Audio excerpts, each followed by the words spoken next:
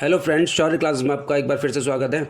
हम लोग pre board school examination 2022-23 session का मैथमेटिक्स स्टैंडर्ड का सॉल्यूशन कर रहे थे इवनिंग शिफ्ट का, जहां मैंने आपको सेक्शन सी तक वीडियोस प्रोवाइड करा दिए हैं। सॉल्यूशन मैंने आपको प्रोवाइड करा दिया है। तो आज हम सेक्शन डी की बात करेंगे। सेक्शन डी में क्वेश्चन नंबर 32 पहला है। देखते हैं इस क्वेश्चन नंबर 32 में क्या बोला है। क्वेश्चन 32 में एक औद्योगिक क्षेत्र में कारखानों द्वारा अर्जित वार्षिक लाभ दिया हुआ है, जो क्या है, निम्न आंकड़े दिए हुए हैं। क्या दिया है? 5 से अधिक, उसके बराबर, 10 से अधिक, उससे बराबर, या 15 से अधिक, और अप टू 40 से अधिक या उससे बराबर। उसके बाद आपको उसने फ्रीक्वेंसीज दी हुई हैं। ठीक है, तो ज़रा देख लेते हैं। अगर मैं यहाँ पर क्लास इंटरवल बनाता हूँ तो क्या बनेगा? क्लास इंटर बनेगा आपका 5 to 10, 10 to 15, 15 to 20, 20 to 25, 25 to 30, 30 से 35 तक, और 35 से 40 तक। ठीक है, फ्रीक्वेंसी देख लेते हैं। एफ आई क्या दिया हुआ है इसने? 2, 12, 2, 4, 3, 4, 3।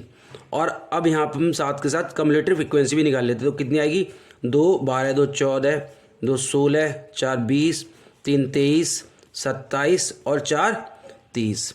तो यहाँ पे आपकी n की वैल्यू कितनी आ गई? n की वैल्यू आ गई 30/2 यानी कि 15। अब हम देख लेते हैं उसने हमसे क्या क्या पूछा है। उसने हमसे पूछा है माध्यक लाभ। तो आप भी जानते हैं माध्यक का फॉर्मूला क्या होता है। माध्यक का फॉर्मूला होता है L + n/2 minus f upon f small f plus into h, या हाइट ऑफ क्लास इंटरवल। तो यहाँ पे देखते हैं क्या है। L होता है lower limit of class interval. यहाँ पे n की वैल्यू कितनी आई है? 15, यानी कि यहाँ कहाँ पे होगा? इस वाले क्लास इंटरवल में, 50 to 20 वाले में। तो लोअर लिमिट इसके लिए क्या है? 15 है, प्लस n/2 की वैल्यू 15 माइनस फ्रीक्वेंसी क्या होती है? इससे जस्ट ऊपर वाली कैपिटल F जिसको बोलते हैं 14 अपॉन स्मॉल f कितना होता है? ये वाली फ्रीक्वेंसी, ये जो आपको दी हुई है। ठीक है, तो ये कितनी है? 2 इंटू h की वैल्यू, हाइट ऑफ क्लास कितनी है? 5 दी हुई है। तो इसको सॉल्व करेंगे तो यहाँ आएगा आपका 15 + 5/2 यानी कि 15 + 2.5। आंसर आपका 17.5 आ जाएगा। उसके बाद उसने बोला है बहुलक लाभ। बहुलक आपको पता, बहुलक का फॉर्मूला होता है L + F1 - F0 upon twice F1 - F0 - F2 into height of class same. यहाँ पे हाईएस्ट फ्रीक्वेंसी किस में है? हाईएस्ट फ्रीक्वेंसी आपकी है 12। तो ये तो हो गया आपके लिए F1, इससे ऊपर वाला F0 और इससे नेक्स्ट वाला F2। हाइट ऑफ क्लास कितनी है? 5 ही है, और लोअर लिमिट कितनी है आपकी? 10 दी हुई है। तो यही फॉर्मूले में रख देते हैं। L की वैल्यू 10 हो गई, प्लस F1 की वैल्यू 12 माइनस F0 की 2 अपॉन 12 2 जा 24 -2 और -2, और क्लास की हाइट अभी भी 5 ही है, या क्लास साइज बोलते हैं इसको। जैसे 10 प्लस यहाँ कितना जाएगा? यहाँ बचेगा 10 इंटू 5 अपॉन यहाँ बचता है 20। तो यहाँ से भी आपका 5/2 आया। तो यहाँ पे आपकी वैल्यू होगी 10 + 2.5। आंसर आ गया आपका 12.5। नेक्स्ट क्वेश्चन देखते हैं। Question number 33। 33 में क्या कहता है वो? क्वेश्चन नंबर 33 में बोला है उसने, देखिए क्वेश्चन है 21 सेंटीमीटर किनारे वाले एक घनाकार लकड़ी के ठोस के एक फलक से एक अर्धगोलाकार अंदर की ओर इस प्रकार काटा जाता है कि अर्धगोले का व्यास घन के किनारे के बराबर है। शेष बचे ठोस का आयतन ज्ञात कीजिए। मैं इसको आपको 2D फॉर्म में समझा देता हूँ। सपोज ये एक फलक था, इसमें से आपने ये अर्धगोले का साइज का आपने बॉक्स निकाल लिया है। तो रिमेनिंग पार्ट की बात कर रहा है, यानी कि वो ये बचा हुआ जो है इस आयतन की बात कर रहा है। तो यहाँ पे क्या करेंगे? शेष आयतन, शेष ठोस का आयतन क्या होगा? शेष ठोस का आयतन। आयतन वाले क्वेश्चन बहुत आसान होते हैं, डायरेक्ट फॉर्मूला लगाना है। यहाँ क्या करना है? घन का आयतन, उसमें से माइनस कर देंगे अर्धगोले का आयतन। ठीक है, अब फॉर्मूला देख लेते हैं। घन का आयतन क्या होता है? साइड की पावर 3 माइनस अर्धगोले का क्या होता है, पूरे गोले का होता है 4/3 पाई आर क्यूब, तो आधे गोले का कितना हो गया 2/3 पाई आर क्यूब। यहाँ उसने इसकी जो साइड दी है वो कितनी दी है 21, तो इसके लिए रेडियस आर की वैल्यू कितनी हो जाएगी 21/2, तो साइड यहाँ पे हो गया 21 की क्यूब माइनस 2/3 पाई की वैल्यू 22/7, रेडियस कितनी होगी 20 की क्यूब अपॉन 2 की क्यूब। ठीक, तो यहाँ से 21 की क्यूब कॉमन ले लें, थोड़ा आसान पड़ेगी कैलकुलेशन, तो यहाँ बचेगा 1 माइनस 2/3 इंटू 22/7 इंटू 1/8। तो जब इसको सॉल्व करेंगे 2 से 4 जाएगा 2 और 11, ठीक है। तो आपके पास जो वैल्यू बचती है वो बचती है 21 का क्यूब होता है 9261, तो यहाँ बचता है 1 माइनस 11/21 तो यहाँ पे बचेगा 9261 इंटू 31/42 और सॉल्व करके आ जाएगा 6835.5 सेंटीमीटर क्यूब, यानी कि जो शेष ठोस बचा है उसका आयतन कितना होगा, ये होगा। देख लेते हैं नेक्स्ट क्वेश्चन दिया है इसका और पार्ट 33 का ही एक और पार्ट दिया हुआ है, उसको देख लेते हैं क्या है वो। क्वेश्चन दिया है कि दी गई आकृति में 15 सेंटीमीटर 10 सेंटीमीटर और 5 सेंटीमीटर आयामों में घनाभ ठोस धातु के ब्लॉक से 7 सेंटीमीटर व्यास का एक बेलनाकार छेद ड्रिल किया जाता है। शेष ब्लॉक का पृष्ठीय क्षेत्रफल ज्ञात कीजिए। डायग्राम आपके सामने है, देखते हैं इसमें क्या पूछा है उसने। ये जो शेष बचा हुआ एरिया है, जो शेष है उसका पृष्ठीय क्षेत्रफल पूछा है, तो यहाँ पे क्या होगा, पृष्ठीय क्षेत्रफल कैसे निकलेगा, तो पृष्ठीय क्षेत्रफल आप क्या करेंगे, total surface area of cuboid में से क्या माइनस कर देंगे, दो सर्कल है, एक ऊपर सर्कल है एक नीचे, तो क्या हो जाएगा 2πr², ठीक, और साथ में सिलेंडर का कट सरफेस एरिया ऐड हो जाएगा, क्या हो जाएगा CSA ऑफ सिलेंडर, यानी कि 2πRH ये ऐड हो जाएगा। तो वैल्यू रख देते हैं, total surface area of cuboid क्या होता है, उसने LBH दी हुई है आपको, तो twice LB plus BH plus HL minus 2πr² plus 2πRH। ठीक, अब इन दोनों को लेके सॉल्व करते हैं, देखते हैं। यहाँ 2 L की वैल्यू कितनी थी 15 into 10 plus 10 into 5 plus 5 into 15 minus इसमें से और इसमें से मैंने 2 कॉमन ले लिया है, माइनस 22/7 इंटू आर की वैल्यू कितनी हो जाएगी, आर की वैल्यू हो जाएगी 7/2 इंटू 7/2 और यहाँ पे प्लस 2 पाई की वैल्यू 22/7, आर की वैल्यू 7/2 और एच की वैल्यू आपकी कितनी आएगी 5 सेंटीमीटर। तो यहाँ से इसको सॉल्व कर लेते हैं, 7 से 7 ये तो 110 आ गया। यहाँ सॉल्व करेंगे 2 इंटू ये सब टोटल करके कितना आएगा 275 माइनस यहाँ से 7 से 7 कैंसिल 2 से 11, तो यहाँ पे आ गया 77/2 प्लस ये आया 110, तो 2 इंटू ये सॉल्व करेंगे तो कितना आएगा 550 माइनस 77 और अपॉन में 2 से 2 कैंसिल प्लस 110। जब ये सॉल्व करेंगे तो 473 प्लस 110 आपका आंसर आ जाएगा 583 centimetre cube. Surface area and volume वाले क्वेश्चन जब भी आएंगे आप एक चीज़ ध्यान रखिए, वहाँ पे सिर्फ कैलकुलेशन है और कुछ नहीं। सबसे आसान क्वेश्चन अगर कहीं है तो वो ये है, लेकिन यहाँ पे सिर्फ आपको कैलकुलेशन का ध्यान रखना है। नेक्स्ट क्वेश्चन देखते हैं, क्वेश्चन नंबर 34। यहाँ पे इसने एक प्रूफ मांगा है हमसे। क्वेश्चन क्या है, आकृति में DEFG एक वर्ग है तथा BAC 90 डिग्री है, दर्शाइए कि triangle BGD similar to triangle FCE, अतः सिद्ध कीजिए कि DE² बराबर BD इंटू EC है। हमें ये प्रूव करना है। तो मैं एक बार डायग्राम बना लेता हूँ, डायग्राम से थोड़ा सा आसान पड़ जाएगा। ये 90 डिग्री दिया हुआ है, ये एक स्क्वायर है, ठीक है, स्क्वायर की शेप है। उसने हमसे बोला, इसका नाम दे देता हूँ मैं, इसका नाम है ABC। ये 90 डिग्री A पर है, ठीक है। एक ये पॉइंट दे दिया इसने G, ये दिया है आपका F, ये E और ये D, ठीक। इस एंगल को नाम दे देता हूँ मैं 3, ये एंगल आपका हो गया 1 और ये एंगल आपका हो गया 2। आपको सिर्फ ये ध्यान रखना है। अब हमको जो प्रूफ करना है उसको देख लेते हैं। प्रूफ देखते हैं। अगर मैं इन ट्राइंगल ABC की बात करूं तो angle A is equals to 90 degree given है हमको, ठीक है। तो एंगल 1 प्लस एंगल 2 कितना हुआ, 90 डिग्री हुआ नहीं हुआ। ट्राइंगल के तीनों एंगल का सम 180 डिग्री होता है। अगर ये 90 हो गया तो बचा हुआ यानी कि एंगल 1 और एंगल 2 कितना हो गया, 90 डिग्री। इसको इक्वेशन 1 मान लो। उसने दिया है DEFG, एक वर्ग है, वर्ग दिया है हमको।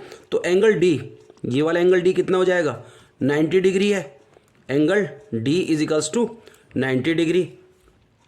तो यहाँ से एक बात बताइए, इस वाले ट्राइंगल में, तो in triangle BDG angle 1 plus angle 3 कितना हो जाएगा, ये भी 90 डिग्री हो जाएगा। इक्वेशन 2 फ्रॉम 1 एंड 2 आप इनको इक्वल रख दीजिए। तो एंगल 1 प्लस एंगल 2 बराबर एंगल 1 प्लस एंगल 3। तो यहाँ से आपका क्या आ गया, एंगल 2 किसके बराबर आ गया, एंगल 3 के। ये हमको प्रूफ चाहिए था।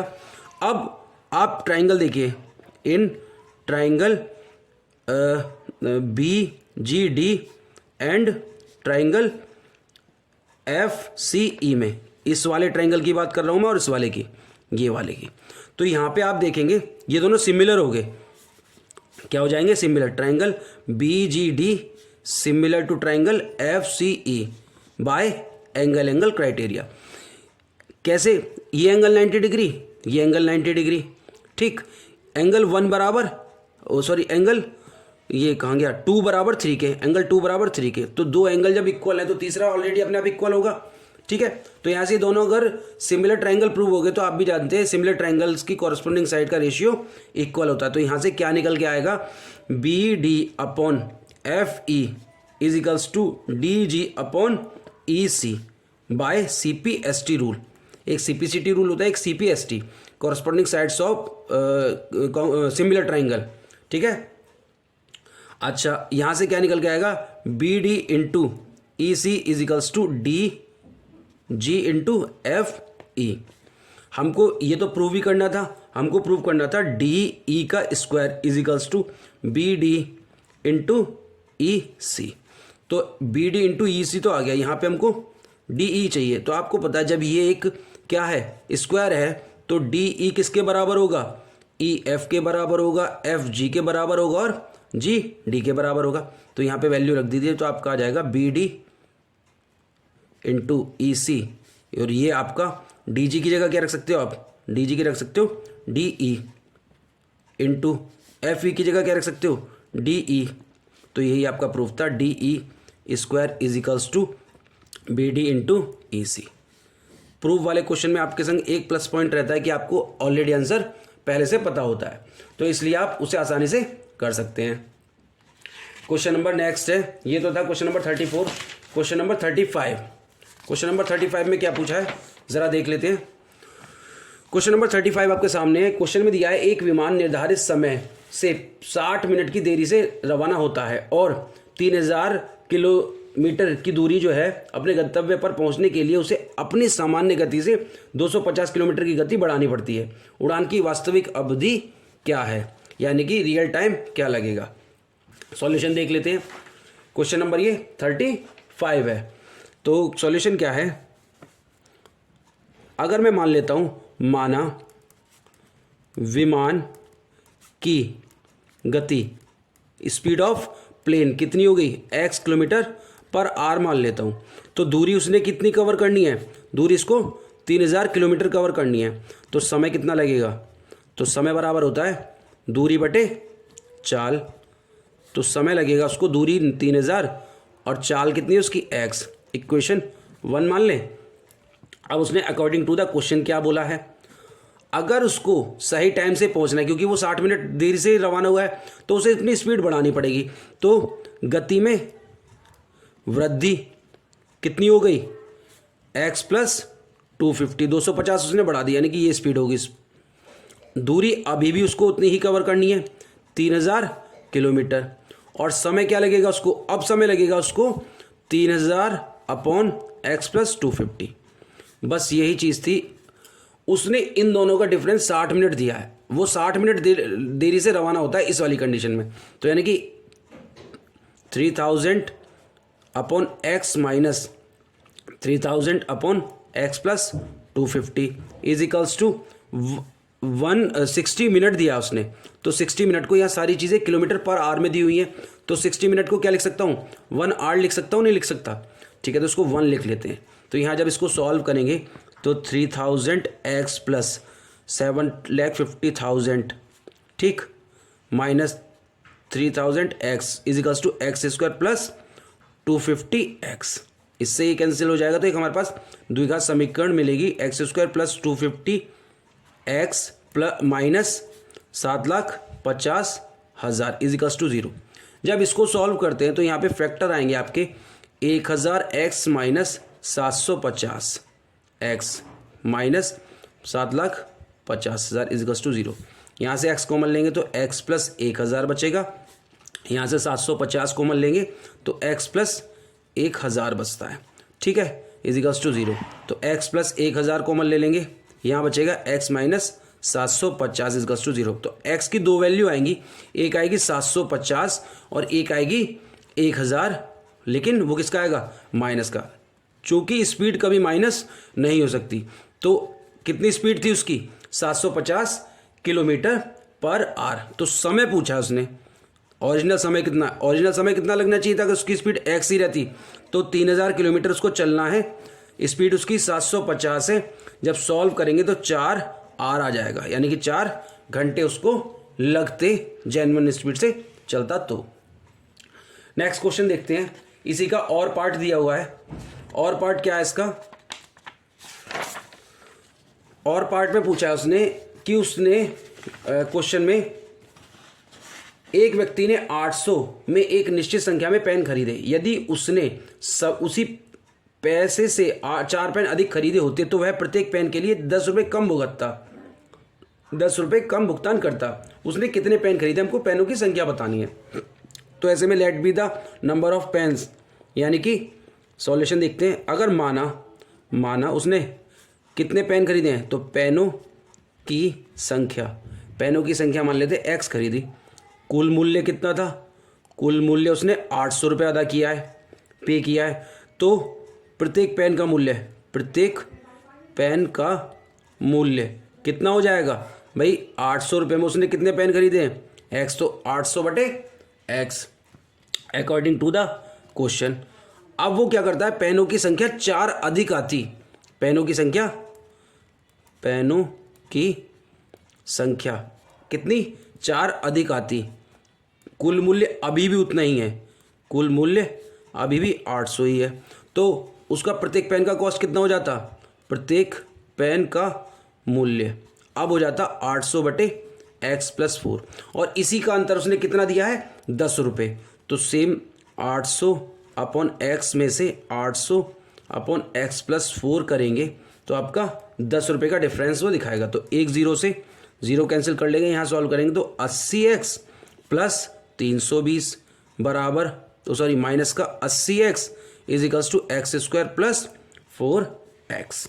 तो यहाँ पे इससे तो ये कैंसिल हो ही जाना है, तो हमारे पास एक फिर दोबारा द्विघात समीकरण प्राप्त होगी, x square plus 4x minus 320 is equals to 0। जब इसको सॉल्व करेंगे तो x की वैल्यू आएगी आपकी 16 और माइनस का 20। चूँकि कीमत क्या है, पेनों की संख्या माइनस तो हो नहीं सकती, तो कुल पेनों की संख्या कितनी थी, 16 पेन उसने खरीदे थे। ठीक है, आई होप क्वेश्चंस आपको समझ में आ रहे होंगे। इसके बाद हम लोग केस स्टडी यानी कि सेक्शन ई पे चलते हैं। केस स्टडी में क्वेश्चन नंबर 36 है, देखते हैं इसने क्या। फर्स्ट केस स्टडी क्या है, फर्स्ट केस स्टडी में बोला है उसने, प्रकाश स्तंभ के शीर्ष पर एक लड़का खड़ा है, उन्होंने देखा कि नाव पी और नाव क्यू विपरीत दिशाओं में प्रकाश स्तंभ की ओर आ रही हैं। वह पाता है कि नाव पी का अवनमन कोण 45 डिग्री और नाव क्यू का अवनमन कोण 30 डिग्री है। लाइट हाउस की ऊंचाई 300 मीटर है, √3 की वैल्यू दी है और उसने हमसे कुछ क्वेश्चंस पूछे हैं। देखते हैं पहला क्वेश्चन क्या है। पहला क्वेश्चन दिया है उसने कि दी गई जानकारी के लिए एक स्पष्ट और नामांकित आकृति बनाइए। तो देख लेते हैं आकृति क्या होगी। ये एक लाइट हाउस है, वो एक तरफ देखता है, तो नाव पी एंगल 45 डिग्री, ये 45 डिग्री होगा और ये 30 डिग्री होगा। ठीक, तो ये आपका कितना आ जाता है, क्यू, नाव क्यू हो गया, ये एंगल 30 डिग्री हो गया। लाइट हाउस की जो ऊंचाई है वो 300 मीटर है। तो उसने हमसे पहले क्वेश्चन में तो डायग्राम बनवाया था, जहाँ पे ये एंगल अल्टरनेट एंगल होते हैं, इसलिए ये 45 और ये 30 डिग्री अवनमन कोण की बात करेंगे। सेकंड क्वेश्चन में उसने बोला हमसे, क्या बोला, प्रकाश स्तंभ से नाव पी की क्षैतिज दूरी, यानी कि अगर मैं इसको ए मान लूँ और इसको डी मान लूँ तो उसने हमसे पी डी की वैल्यू फाइंड करवाई है। तो पी डी की वैल्यू क्या आएगी, आपको पता है in triangle A P D में tan 45 degree is equals to A D upon P D. तो पी डी इजिकल्स टू कितना हो जाएगा, पी डी इजिकल्स टू हो जाएगा ए डी अपॉन tan 45 की वैल्यू 1, यानी कि पी डी की वैल्यू ए डी के बराबर यानी कि 300 मीटर होगी, यानी कि 36 से नाव पी की दूरी 300 मीटर। थर्ड क्वेश्चन में देख लेते हैं। थर्ड क्वेश्चन में उसने हमसे पूछा है प्रेक्षण स्थल से नाव क्यू की दूरी ज्ञात कीजिए। प्रेक्षण स्थल ये है, टावर पे खड़ा हुआ है, वहां से क्यू की दूरी, यानी कि उसने हमसे ए क्यू पूछा है। क्या पूछा है, ए क्यू। तो in triangle A D Q में यहाँ पे साइन वाला फॉर्मूला लगेगा, sine 30 degree is equals to perpendicular upon hypotenuse, यानी कि A D upon A Q. Sine 30 की वैल्यू 1/2, ए डी की वैल्यू 300, तो ए क्यू की वैल्यू यहाँ से कितनी आ जाएगी, ए क्यू की वैल्यू आ जाएगी 600 मीटर। ठीक है, नेक्स्ट क्वेश्चन, अथवा या और वाला क्वेश्चन, अथवा या और वाला क्वेश्चन। इसने क्या दिया है, नाव पी और क्यू के बीच की दूरी, पी और क्यू के बीच की दूरी। तो पी क्यू कितना हो जाएगा, P D plus D Q. हमारे पास पी डी तो गिवन है लेकिन डी क्यू नहीं है, तो डी क्यू क्या करेंगे, डी क्यू निकालने के लिए डी क्यू हमको फाइंड करना है। तो इस वाले ट्राइंगल में देख लेते हैं, तो कौन सा फॉर्मूला लगाएंगे, tan 30 degree is equals to A D upon D Q. tan 30 की वैल्यू 1/√3, ए डी की वैल्यू हमारे पास 300 है और डी क्यू की वैल्यू आपकी फाइंड करनी है। तो यहाँ से डी क्यू की वैल्यू आ जाएगी आपकी 300√3, तो आपकी पी की वैल्यू आ जाएगी 300 प्लस 300√3। आपको उसने √3 की वैल्यू दी है, तो 300 प्लस 300√3 की वैल्यू दी है 1.73, पॉइंट हटा के 2 0 कैंसिल, 300 प्लस ये कितना हो जाएगा 17×3 = 51 और 3×3 = 9, तो 5 और 3 819 मीटर, यानी कि नाव पी से क्यू के बीच की दूरी 819 मीटर है। केस स्टडी फर्स्ट का ये लास्ट क्वेश्चन था। नेक्स्ट आते हैं केस स्टडी सेकंड पर। केस स्टडी सेकंड में क्या बोलता है वो, केस स्टडी जो सेकंड है वो कहती है कि शास्त्री नगर में एक ही गली में रहने वाली अनीता और सुमन दोस्त हैं। सुमन के घर की गली में एक पुस्तकालय है, वे दोनों एक ही स्कूल में पढ़ते हैं जो सुमन के घर से ज़्यादा दूर नहीं है। मान लीजिए कि स्कूल मूल बिंदु पर है, अनीता का घर ए पर और सुमन का घर बी पर है, तो और पुस्तकालय सी पर है। तो निम्नलिखित प्रश्नों के उत्तर दीजिए। क्या है प्रश्न, क्वेश्चन दिया है पहला, उसने बोला है अनीता के घर, सुमन के घर और पुस्तकालय के घर के निर्देशांक ज्ञात कीजिए। मैं पहले आपको एक बार डायग्राम बना देता हूँ कि क्या क्या कोऑर्डिनेट है, कहाँ पे हैं। तो ये एक्स एक्सिस हो गई, ये वाई एक्सिस हो गई। 1 पॉइंट 2 3 4 5 ले लेते हैं, इस तरीके से 1 2 3 4 और 5 ले लेते हैं। तो उसने पहला लिया है यहाँ पे, ये आपका बी पॉइंट है जिसके कोऑर्डिनेट क्या होंगे 2,1। इसके बाद एक लिया उसने 1 2 3, तो 3,2,3 पे, यानी कि एक पॉइंट ये है, ये हो गया आपका 2,3, ये आपका पॉइंट है ए। और एक कोऑर्डिनेट दिया है डायग्राम में 4,1, यानी कि कोऑर्डिनेट सी, ये आपका हो गया 4,1। तो उसने हमसे यही पूछा था कि अनीता, सुमन और लाइब्रेरी के कोऑर्डिनेट क्या है। तो अनीता ए से रिप्रेजेंट करते हैं, तो ये 2,3 है। सुमन जो है बी कोऑर्डिनेट पर रहती है, तो इसके कोऑर्डिनेट 2,1 और लाइब्रेरी आपकी सी कोऑर्डिनेट पर है, यानी कि 4,1। तो पहले क्वेश्चन का आंसर तो आपको मिल गया। क्वेश्चन नंबर सेकंड क्या है, सुमन के घर से विद्यालय की दूरी। तो विद्यालय आपका कहाँ है, मूल बिंदु यानी कि 0,0 पर, ऑरिजिन पर। ठीक है, तो सुमन कौन है, बी, तो हमें ये बी ओ बी फाइंड करना है। तो ओ बी बराबर क्या होगा, √2 का स्क्वायर, आप 0 माइनस करेंगे फिर प्लस मूल बिंदु से दूरी होती है और 1 का स्क्वायर, तो 2 का स्क्वायर तो हो गया 4 + 1, यानी कि √5। ओ बी यानी कि स्कूल से सुमन के घर की दूरी √5 है। थर्ड क्वेश्चन देख लेते हैं। थर्ड क्वेश्चन में है ए बी सी किस प्रकार का त्रिभुज है। अगर मैं इनके कोऑर्डिनेट को मिलाऊं तो उसने हमसे पूछा ये किस प्रकार का त्रिभुज बन रहा है। तो आपको यहाँ पे तीनों साइड से निकालनी पड़ेंगी क्योंकि 2 नंबर का क्वेश्चन है। तो ए बी इजिकल्स टू कितना हो जाएगा, ए बी इजिकल्स टू हो जाएगा 0 का स्क्वायर प्लस 3 माइनस 1 का स्क्वायर। तो यहाँ से वैल्यू आएगी आपकी 2। आप सॉल्व करिएगा तो यहाँ पे आपकी वैल्यू 2 आएगी। इस तरीके से ए बी के बाद बी सी निकालेंगे तो कितना हो जाएगा 2 माइनस 4 का स्क्वायर प्लस 1 माइनस 1 का स्क्वायर। तो यहाँ से आ जाएगा -2 का स्क्वायर प्लस 0 का स्क्वायर। तो यहाँ पे वैल्यू कितनी आएगी 2। आप ए सी निकालेंगे तो अंडर रूट आ जाएगा 2 माइनस 4 का स्क्वायर प्लस 3 माइनस 1 का स्क्वायर। तो यहाँ आएगा 2 का स्क्वायर प्लस 2 का स्क्वायर यानी कि 2√2। आप यहाँ देखेंगे A C equals to A B square plus B C square condition satisfy कर रही है। तो एक तो कन्फर्म हो गया कि ये राइट एंगल ट्राइंगल है, साथ ही साथ ये भी कंफर्म हो गया कि इसकी 2 साइड इक्वल है। तो right angle triangle with two equal sides यानी कि ये साइड इक्वल है और इसकी वैल्यू 2√2 है। ये आपकी 2 है, ये 2 है और 90 डिग्री का एंगल है। ठीक है, तो ये ए बी सी तो कैसा त्रिभुज हो गया ये समकोण समद्विबाहु, समकोण समद्विबाहु त्रिभुज हो गया ये आपका। ठीक है, आपको थर्ड का भी आंसर मिल गया। अब अथवा या और वाला ऑप्शन क्या है क्वेश्चन, अथवा या और में उसने पूछा है अनीता के घर और पुस्तकालय से, अनीता का घर और पुस्तकालय विद्यालय से समदूरस्थ है, क्या यह कथन सत्य है। यानी कि उसने बोला है अनीता का घर यानी कि ओ ए क्या इक्वल है ओ सी के, ये हमसे उसने पूछा है। तो आप ओ ए निकालिए, ओ ए कितना होगा 2 का स्क्वायर प्लस 3 का स्क्वायर। तो ये हो जाएगा 4 प्लस 9 यानी कि अंडर रूट 13। इसी तरीके से ओ सी निकालिए, ओ सी कितना हो जाएगा 4 का स्क्वायर प्लस 1 का स्क्वायर यानी कि 16 प्लस 1 यानी कि अंडर रूट 17। क्या ये इक्वल है, बिल्कुल नहीं, यानी कि O A does not equal to O C. तो उसने हमसे यही पूछा था क्या यह कथन सही है, तो क्या है कथन गलत है। ठीक है, आपको केस स्टडी सेकंड का भी आंसर मिल गया। अब आइए केस स्टडी थर्ड की बात करते हैं। केस स्टडी थर्ड में क्या बोल रहा है, जनशक्ति की कम लागत और उच्च गुणवत्ता वाले उत्पाद में योगदान देने वाली मजबूत तकनीकी और इंजीनियरिंग क्षमताओं के कारण भारतीय प्रतिस्पर्धा विनिर्माण स्थान है। एक कारखाने में फ्रिज का उत्पादन हर साल एक निश्चित संख्या में समान रूप से बढ़ता है। इसमें छठे वर्ष यानी कि उसने बोला है A6 कितना दिया है 16,000 फ्रिज और 9वें वर्ष यानी कि A9 कितना दिया है 22,600 फ्रिज तैयार किए गए। तो उपरोक्त जानकारी के अनुसार हमें प्रश्नों के उत्तर देने हैं। तो पहला प्रश्न क्या है, पहला प्रश्न है कि प्रथम वर्ष के दौरान उत्पाद कितना है, यानी कि हमको A1 या फिर A हमको फाइंड करना है। तो ज़रा देख लीजिए A6 का मतलब क्या है A + 5D इजिकल्स टू 16,000। इसका मतलब क्या है A + 8D इजिकल्स टू 22,600। ये समीकरण 2 हो गई, ये समीकरण 1 हो गई। तो 2 में से 1 को माइनस कर देंगे तो A + 5D बराबर 16,000 minus minus minus cancel 3D is equals to 6600 बचेगा। ठीक है 6600। तो D की वैल्यू कितनी आ गई 2200 आ गई।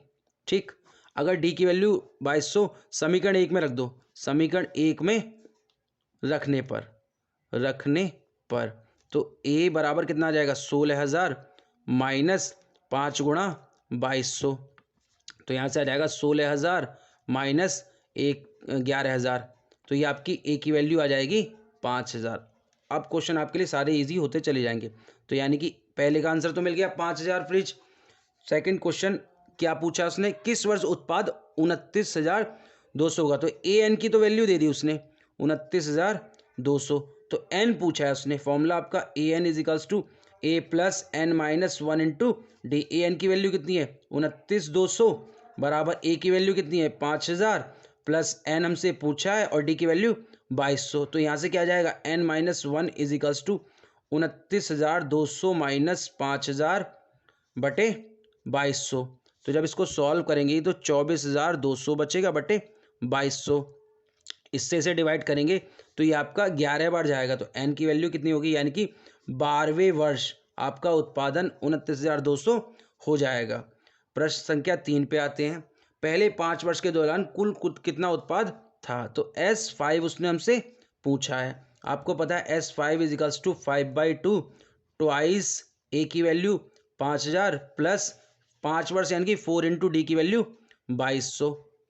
इसको सॉल्व करेंगे, 2 से ये 2 कैंसिल और ये 2 आ जाएगा, तो आपका आ जाएगा 5 = 5000 प्लस 22 दूनी 4400, तो ये आ जाएगा आपका 5 × 9400। और जब इसको सॉल्व करेंगे तो 47,000 फ्रिज आपके 5 साल में तैयार हो जाएंगे। नेक्स्ट क्वेश्चन दिया उसने अथवा या और वाला, अथवा या और। क्वेश्चन क्या दिया, 7वें वर्ष और 4थे वर्ष के दौरान उत्पादन का योगफल यानी कि A7 + A4 पूछा है उसने आपसे। तो A7 का मतलब क्या है, A + 6D, और A4 का मतलब A + 3D। तो यहाँ से जब सॉल्व करेंगे तो क्या आ जाएगा, 2A + 9D, इसकी वैल्यू निकालनी है। तो 2A की वैल्यू 5000 रख दीजिए, प्लस 9D की वैल्यू 2200 आपको पता है, तो यहाँ से आ गया 10,000 और यहाँ से आ गया 19,800, तो ये टोटल आ गया 29,800। यानी कि 7वें वर्ष और 4थे वर्ष को मिलाकर टोटल कितने फ्रिज बनेंगे, 29,800। आपका केस स्टडी तीनों कंप्लीट हो चुका है। आई होप क्वेश्चंस आपको समझ में आए होंगे। मैंने स्टैंडर्ड क्लास 10th का जो मैथमेटिक्स स्टैंडर्ड है इवनिंग शिफ्ट वो पूरा कंप्लीट करा दिया है। अगर वीडियो आपको अच्छा लगा हो तो चैनल को लाइक और सब्सक्राइब जरूर करें और अपने दोस्तों तक ये वीडियो शेयर जरूर करें। आज के लिए इतना ही, धन्यवाद।